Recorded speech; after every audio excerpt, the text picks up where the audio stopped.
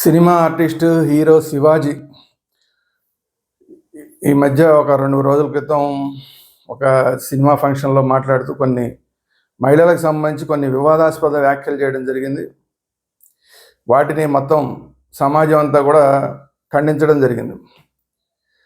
2 unparliamentary వర్డ్స్ని అతను వాడడం, దాని మీద మొత్తం అంతా కూడా అన్ని వర్గాల వాళ్ళు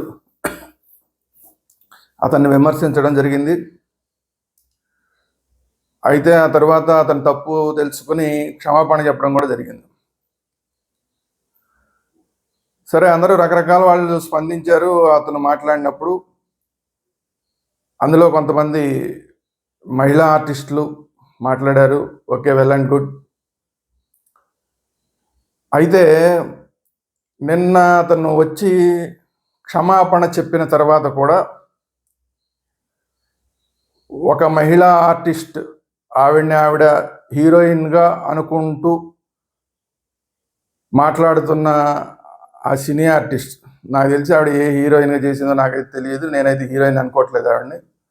ఒక ఏబిసిడి గ్రేడ్లో, ఆ డి గ్రేడ్లో ఉండే ఆర్టిస్ట్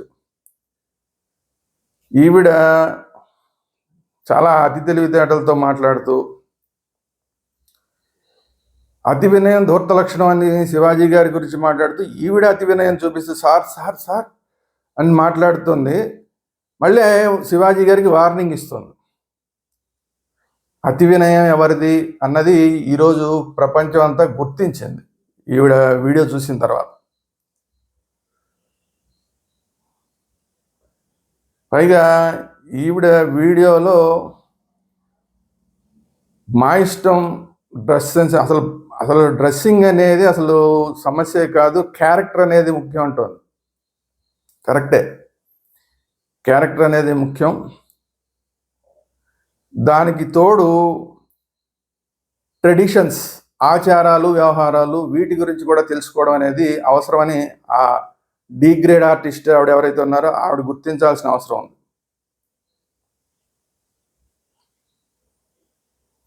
ఈవిడ సనాతన ధర్మం గురించి కూడా మాట్లాడింది ఆ వీడియోలో. మన సనాతన ధర్మంలో అని మాట్లాడుతూ, మన సనాతనంలో మాట్లాడుతూ ఏదో హీరో అసలు ఒంటి మీద అవి లేకుండా ఇవి లేకుండా కూడా గతంలో ఉండేవాళ్ళు, అయినా కూడా చాలా సేఫ్గా ఉండేవాళ్ళు అని ఏదో మాట్లాడింది. అసలు ఈవిడికి సనాతన ధర్మం గురించి అసలు మినిమం నాలెడ్జ్ లేనట్టుంది. ఈ భారతీయ సనాతన ధర్మమే మొత్తం ప్రపంచానికి బట్ట కట్టడం నేర్పించింది. అలాంటి బట్ట కట్టడం నేర్పించిన సనాతన ధర్మంలో ఆడవాళ్ళు బట్ట కట్టలేదు అని మాట్లాడడం అనేది కరెక్ట్ కాదు. తెలుసుకొని మాట్లాడాలి. అక్కడ ఉన్న ఆచార వ్యవహారాలు, రకరకాల సంప్రదాయాలు, లేదంటే అడవుల్లో ఉండే వెనుకబాటుతనం, వెనకబడిన ప్రాంతాలు, గిరిజన ప్రాంతాల్లో ఉండే వెనకబాటుతనం, వాటి వల్ల కొంతమంది అప్పట్లో అలా ఉండేవాళ్ళు తప్ప అసలు బట్ట వేసుకోవడం, మనిషికి బట్ట కట్టడం నేర్పిందే ఈ సనాతన ధర్మం. ఈ మాత్రం మినిమం ఇంగిత జ్ఞానం, నాలెడ్జ్ లేకుండా ఆవిడ సనాతన ధర్మం గురించి మాట్లాడుతుంది. కాబట్టి ఈరోజు మేము ముందుకు రావాల్సిన అవసరం వచ్చింది. అనవసరంగా సనాతన ధర్మాన్ని, ఈ మొత్తం అనవసరమైన ఈ కాంట్రవర్సీలో సనాతన ధర్మం గురించి మాట్లాడింది కాబట్టి మేము ముందుకు రావాల్సి వచ్చింది. సనాతన ధర్మం గురించి మాట్లాడే అర్హత ఇలాంటి డి గ్రేడ్ ఆర్టిస్టులకి అవగాహన లేకుండా బట్ట కట్టడానికి మిగతా వాటికి సంబంధం లేదు. బట్ట కట్టడం అనేది అసలు ఒక సమస్యే కాదు, బట్టలు ఎలాంటి బట్టలు వేసుకున్నాం అనేది ఒక సమస్యే కాదంటుంది. పైగా ఈవిడ బెదిరించే కార్యక్రమాలు చేస్తుంది. మా లాయర్తో నేను మాట్లాడాను, మా లాయరు మీ అందరికీ చెప్తారు, మీరు మిమ్మల్ని కంట్రోల్ చేయడం ఎలాగో మా లాయర్ చెప్తారు అని మాట్లాడుతోంది. ఈవిడ లాయరు ఎవరో మనకు తెలియదు కానీ మంచివారు అయి ఉంటారు ఖచ్చితంగా. ఈవిడ ఆ లాయర్ గారి దగ్గరికి వెళ్ళి తెలుసుకోవాల్సింది ఏంటంటే, మహిళల హక్కులతో పాటు బాధ్యతలు కూడా ఉంటాయి అన్న విషయాన్ని తెలుసుకోవాలి. మహిళలకే కాదు, ఆ మాటకు వస్తే ఎవరికైనా హక్కులతో పాటు ప్రతి ఒక్కరికి బాధ్యతలు కూడా ఉంటాయి. మహిళల హక్కుల కోసం ఇచ్చిన చట్టాలని దుర్వినియోగం చేస్తూ ఏదో మగవాళ్ళ మీద కేసులు పెట్టేసి సింపథైజ్ అవుదామని చూస్తే అది కరెక్ట్ కాదు.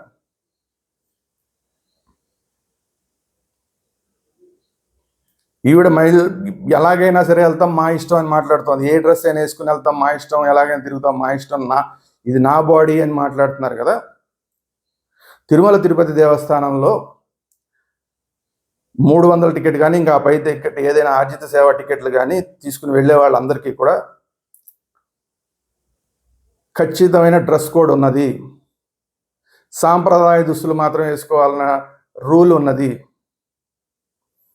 దీన్ని కాదని మహిళా హక్కులు, నా బాడీ నా ఇష్టం అని చెప్పి ఈవిడ తిరుమల తిరుపతి దేవస్థానానికి ఏదో 2 పీసులు ఏవో అంటారు, వాటిని నేను మాట్లాడడం నాకు ఇష్టం లేదు కాబట్టి అతి తక్కువ బట్టలు వేసుకుని అట్లా వెళ్ళే అవకాశం ఈవిడకుందా? ఈవిడ లాయర్ గారు అలా వెళ్ళమని చెప్తారా ఈవిడికి అనేది ఆయన దగ్గర సలహా తీసుకోవాలి. మన హక్కులేంటి, మన బాధ్యతలేంటి, మన పరిమితులేంటి, మనకున్న హక్కులకు ఉన్న పరిమితులు కూడా ఏంటి అన్నది ఈ డిగ్రేడ్ ఆర్టిస్ట్ తెలుసుకోవాలి.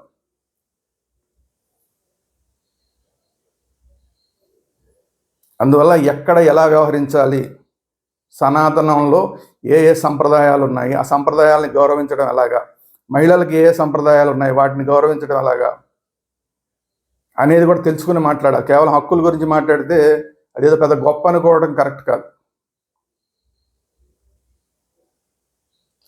పైగా ఇప్పుడు సమస్య ఏంటంటే ఈవిడ పుట్టిన క్యాస్ట్ గురించి కూడా చాలామంది మాట్లాడుతున్నారు.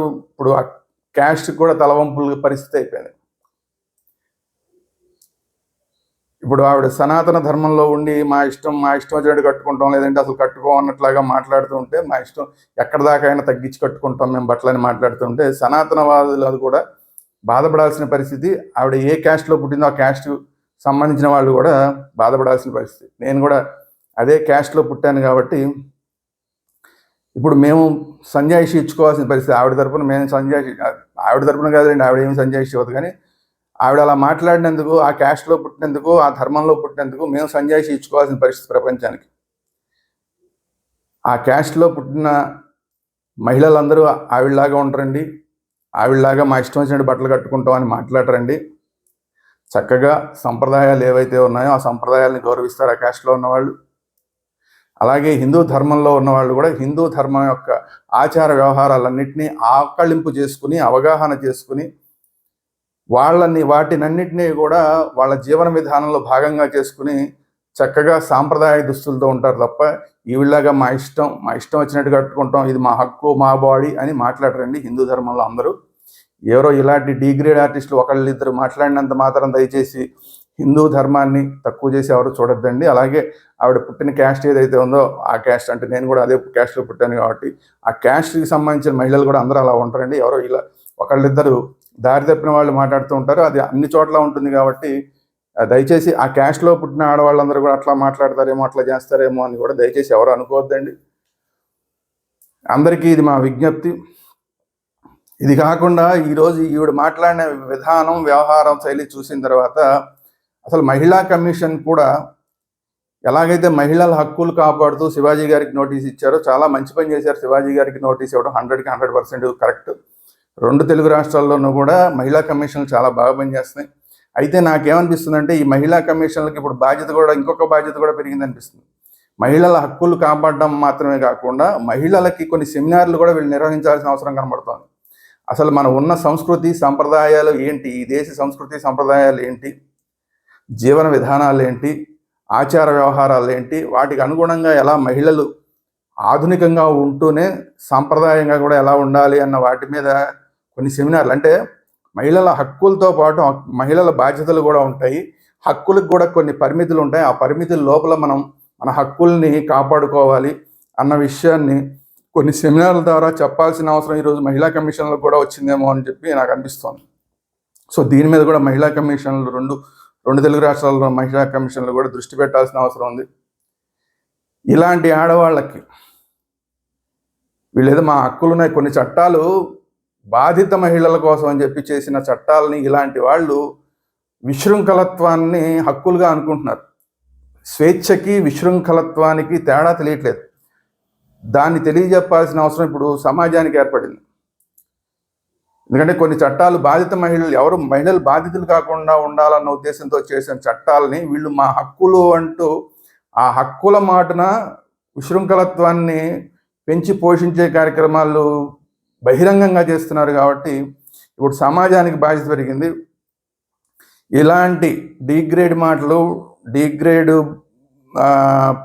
వ్యవహారాలు చేసే, బహిరంగంగా మేము ఇట్లాగే ఉంటాం, మా ఇష్టం వచ్చినట్టు ఆడతాం, మా ఇష్టం వచ్చినట్టు ఉంటాం అంటూ, ఇందాక నేను చెప్పిన తిరుమల తిరుపతి దేవస్థానం లాగా అలా ఎక్కడ సంప్రదాయాలు ఎలా గౌరవించాలి, బహిరంగ ప్రదేశాల్లో ఎలా ఉండాలి, ఇంట్లో ఎలా ఉండాలి, స్విమ్మింగ్ పూల్ దగ్గర ఎలా ఉండాలి, బెడ్రూమ్లో ఎలా ఉండాలి, పూజ గదిలో ఎలా ఉండాలి, ఈ వ్యత్యాసాలు తెలియని వాళ్ళందరికీ కూడా మనం ఖచ్చితంగా సమాజపరంగా వీళ్ళందరికీ కూడా ఒక పాఠం నేర్పాల్సిన అవసరం ఉంది. అందువల్ల ఇలాంటి వాళ్ళందరూ, ఇలాంటి డిగ్రేడ్ మాటలు మాట్లాడే డిగ్రేడ్ ఆర్టిస్టులందరినీ కూడా సినిమా ఇండస్ట్రీ కూడా వీళ్ళని దూరం పెట్టాల్సిన అవసరం ఉంది. అయితే సినిమా ఇండస్ట్రీలో వీళ్ళని దూరం పెడతారా అంటే చెప్పలేం. ఎందుకంటే వాళ్ళకి కావాల్సింది కూడా ఆ ఐటమ్ సాంగులు, వీటన్నిటిలో తక్కువ బట్టలు వేసుకునే వాళ్ళే కావాలి. కాబట్టి వీళ్ళు ఎంతవరకు దూరం పెడతారనేది డౌటే. కాబట్టి ఇప్పుడు సమాజం వీళ్ళని దూరం పెట్టాలి. సమాజపరంగా, సామాజికంగా ఇలా మాట్లాడే వాళ్ళందరినీ కూడా దూరం పెట్టాల్సిన అవసరం అయితే ఖచ్చితంగా కనిపిస్తోంది. అంటే ఒక రకంగా బ్యాన్ చేయాలి ఇలాంటి వాళ్ళ సినిమాలు. ఇలాంటి వాళ్ళు మాట్లాడితే, ఇలాంటి పిచ్చి పిచ్చి మాటలు, అంటే హక్కులు మాత్రమే తెలిసి బాధ్యతలు తెలియకుండా, హక్కులకి, స్వేచ్ఛకి, విశృంఖలత్వానికి తేడా తెలియకుండా, హక్కులకున్న పరిమితులకి తేడా తెలియకుండా మాట్లాడే వాళ్ళకి బుద్ధి చెప్పాలంటే సమాజం ఇలాంటి ఆర్టిస్టులని బ్యాన్ చేయాల్సిన అవసరం ఉంది. మా ఇష్టారాజ్యంగా ఉంటాం, మీ ఇష్టం వచ్చినట్టు పెరుగుతాం అంటే హిందూ సమాజం చూస్తూ ఊరుకోదు. అలాగే ఆవిడ పుట్టిన క్యాస్ట్ ఏదైతే ఉందో, నేను కూడా అదే క్యాస్ట్లో పుట్టాను కాబట్టి ఇలాంటి క్యాస్ట్ పరంగా కూడా చూస్తూ ఊరుకోరు, పెద్దలు చూస్తూ ఊరుకోరు. కాబట్టి ఓవరాల్గా సమాజం ఇలాంటి డిగ్రేడ్ ఆర్టిస్టులు, డిగ్రేడ్ మాటలు మాట్లాడే ఆర్టిస్టులని బ్యాన్ చేయాల్సిన అవసరం ఉంది. ఇది సమాజం మొత్తం గుర్తుపెట్టుకోవాల్సిన అవసరం ఉంది. లేదంటే ఈ విశృంఖలత్వం అనేది ఎక్కడి దాకానే వెళ్తుంది. ఈరోజు కొంత బట్టల వరకు అంటున్నారు, రేపు పొద్దున అసలు బట్టలు కట్టుకోవటం మాకు అవసరం లేదు. బట్టలు అప్పుడు విదేశీ సంస్కృతి కొంత ఉంది. ఆవిడ మాట్లాడిన దాంట్లోనే ఏదో ఈ బ్రిటిషర్స్ వచ్చి ఏదో చేశారు, అవన్నీ ఇప్పుడు మనం అడాప్ట్ చేసుకున్నాము, ఆధునికత అని మాట్లాడుతాం. ఈ ఆధునికత ఎక్కడి దాకా వెళ్తుంది? ఇప్పుడు విదేశాల్లో చూస్తే అసలు బట్టలు కట్టుకోకుండా తిరిగే వాళ్ళు కూడా ఉన్నారు, మా ఇష్టం అని చెప్పి. ఇప్పుడు అక్కడ దాకా కూడా వెళ్ళిపోతుందా సంస్కృతి? మన సంస్కృతి, మన చట్టాలు దానికి యాక్సెప్ట్ చేస్తాయి? ఇలాంటి వాళ్ళు తెలుసుకోవాల్సింది ఏంటంటే, బట్టలు ఒక పరిమితిలో కట్టుకోవడం వేరు, న్యూసెన్స్ కలిగే విధంగా కట్టుకోవడం వేరు. ఇప్పుడు బయట రోడ్డు మీద ఇష్టారాజ్యంగా బట్టలు కట్టుకుని తిరిగితే న్యూసెన్స్ కేసులు పెడతారన్న విషయం కూడా ఇలాంటి వాళ్ళకి తెలియాలి. అవన్నీ తెలియవు వీళ్ళకి. ఏదో ఒక హక్కు మాత్రమే తెలుసు. ఆ హక్కుని పట్టుకుని దాన్ని లాగి పీకి దాని వక్రభాష్యాలు చెప్పి, మాకు చట్టం అనుకూలంగా ఉందని చెప్పి దానికి వక్రభాష్యాలు చెప్పి అందరినీ బెదిరించే కార్యక్రమం చేయడం అనేది ఏదైతుందో ఇది సరైన విధానం కాదు. ఇట్లా సమాజాన్ని బెదిరించే వాళ్ళని బహిష్కరించడం ఒకటే పరిష్కారం. కాబట్టి ఇలాంటి డిగ్రేడ్ ఆర్టిస్ట్ని ఇమ్మీడియట్గా మొత్తం సమాజం, భారతీయ సమాజం, మొత్తం తెలుగు సమాజం ఇలాంటి వాళ్ళని బహిష్కరించాలి. ఇలాంటి వాళ్ళు ఉన్న సినిమాలను కూడా బహిష్కరించాలి.